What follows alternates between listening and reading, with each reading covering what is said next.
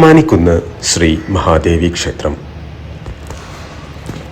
കണ്ണൂർ ജില്ലയിലെ ഇരിക്കൂറിൽ സ്ഥിതി ചെയ്യുന്ന ഒരു പ്രധാനപ്പെട്ട ശാക്തേയ ഭഗവതി ക്ഷേത്രമാണ് മാമാനിക്കുന്ന് ശ്രീ മഹാദേവി ക്ഷേത്രം.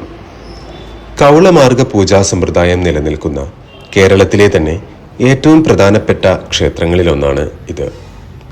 പ്രധാന പ്രതിഷ്ഠയായി വടക്കു ദർശനമുള്ള ആദിപരാശക്തിയും കിഴക്ക് ദർശനമുള്ള ശിവഭഗവാനുമാണ് സ്ഥിതി ചെയ്യുന്നത്.